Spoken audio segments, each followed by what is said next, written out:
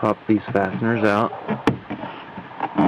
and then this one over here doesn't pop out. It's a slide type latch, so you got to bend up right here and slide it out of that little clip, and then you can pop the rest of these out like that. And the last one is another press fit.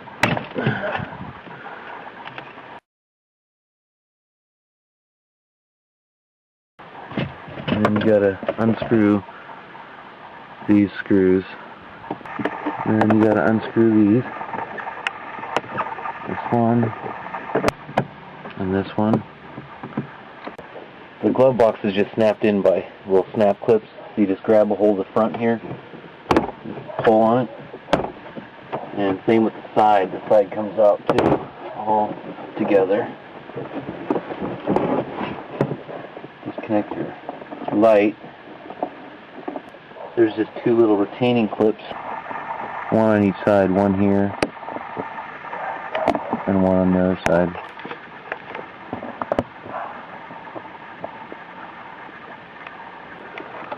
Now your glove box can come out.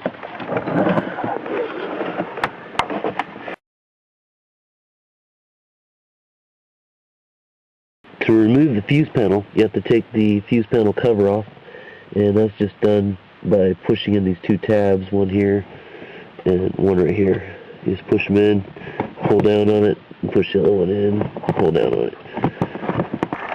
And next you're going to have to remove the passenger side left kick panel. And you do that by pulling out on the center of this little clip and then removing it. Pull the panel forward, or toward the back of the car. And that exposes the air filter housing back in there. Unlatch the fuse box first by these two little screw latches. Pull it down and then lift it up once, and then again up off the hooks that hold it up on the bracket. You need to disconnect this wire harness, these two wire harnesses from the fuse box. This one comes undone by squeezing these clips, pulling up. And that disconnects that one.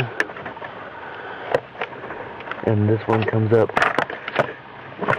by rotating that forward and pulling out. Then once you get that out of the way, you can access those nuts back there. And you need to take those two nuts off to remove the bracket that's holding the fuse panel in place, so you can get to the air filter, cabin air filter cover. These two nuts back here on that fuse box bracket. So loosen those up. So once you pull the fuse panel down and out of the way, if you look back here, you see that white cover right here. You need to remove the screws holding that on, and the filters are inside there.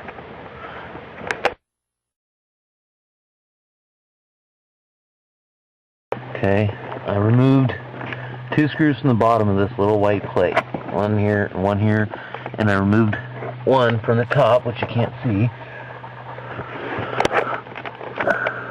There's one more in the back. Top, right over here, underneath this air vent where the fresh air comes in. The screw right back there. Okay, I got that top screw out, which was a pain in the ass. Pull this cover off, and your filters are inside there.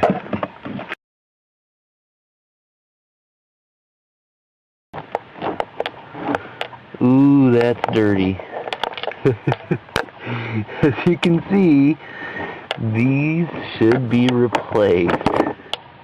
Okay, now one just fell down from the top. Now, I kind of feel like I'm screwed on this one now.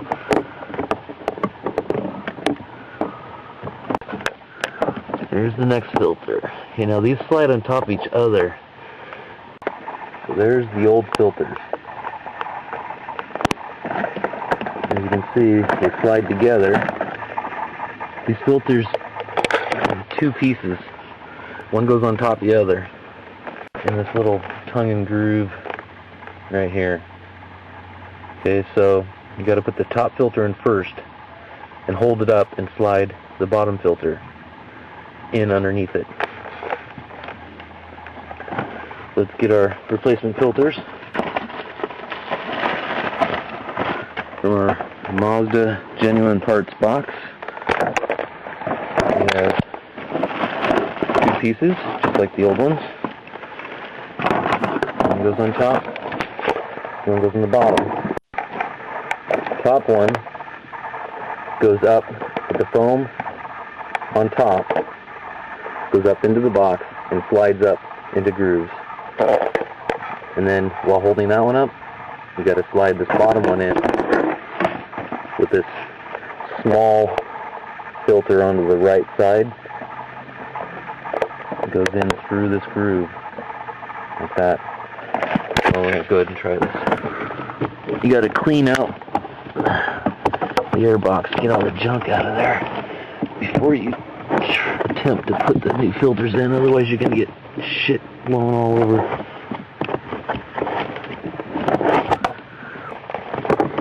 You slide your top filter in first, and then you got to find the grooves. And if the filter's up against the front side of this compartment, it'll automatically go up inside those grooves. I don't know if you can see that because I can't see the camera. But that's where the filters go. Okay, now I've got the top filter in the box, but it's dropped back down. So what I'm going to have to do is, with one hand, push it up.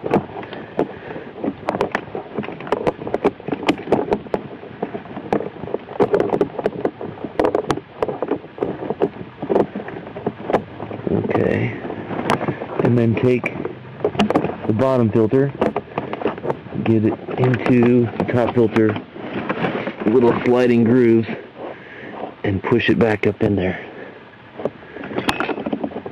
And wiggle them around, make sure they're in there in place properly, and then replace this cover.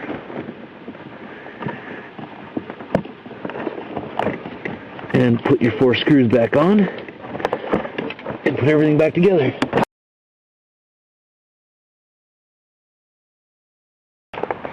This is what the cabin air filters look like after 46,000 miles.